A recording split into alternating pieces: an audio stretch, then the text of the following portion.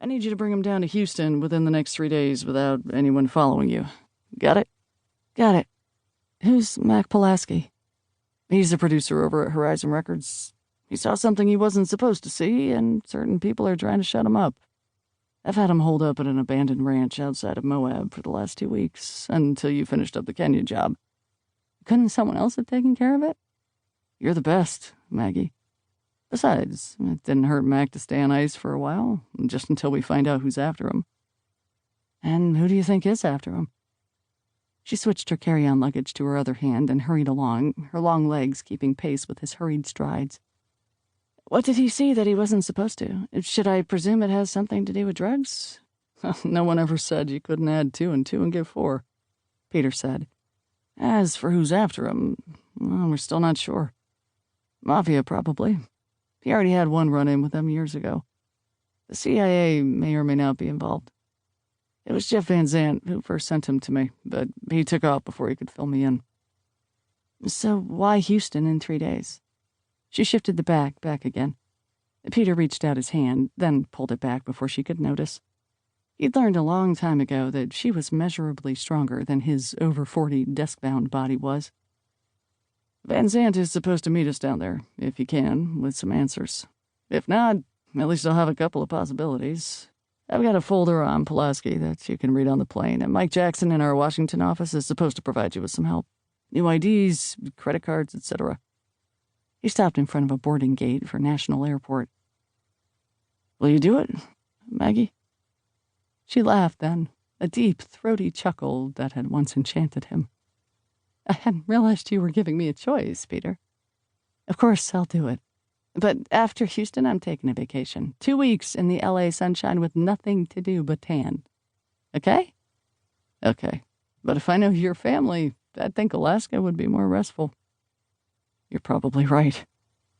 She took the folder, the flight pass, and once more they brushed cheeks. I presume I'll find out anything I need to know in here? She flipped the folder at him. It's still pretty sketchy, but Mack will fill you in on the details.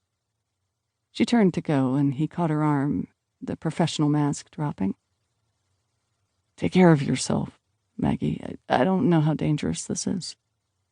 Probably a piece of cake, but there are no guarantees. I don't want to have to tell your mother and those sisters of yours that anything happened to you. Coward, she laughed, giving him a politely affectionate hug. Just for your sake, I'll stay in one piece.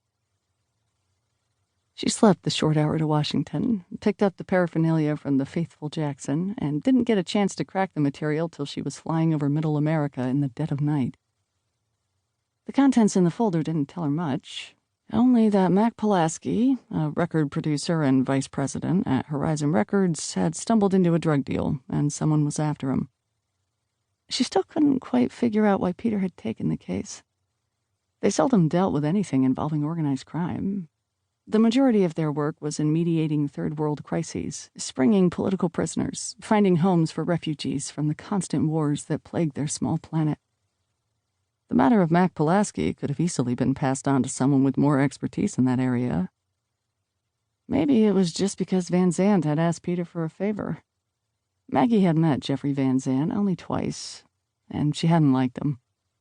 He had incredible charm, overlaying the instincts of a great white shark, and he made her own instincts cry out in protest.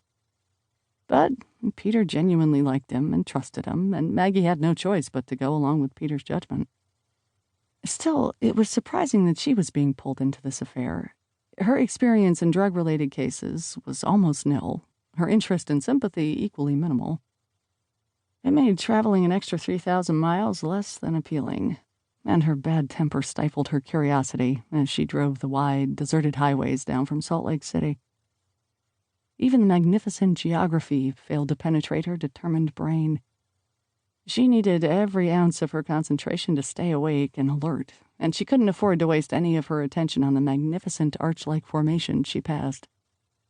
So here she was, standing outside a seemingly deserted cabin that had taken her far too long to find, with her feet sweating, her head aching, and her usually even temper shredded. It was a hot, dry day just outside of Moab, Utah, and the red-hued sandstone radiated waves of heat like a furnace blast.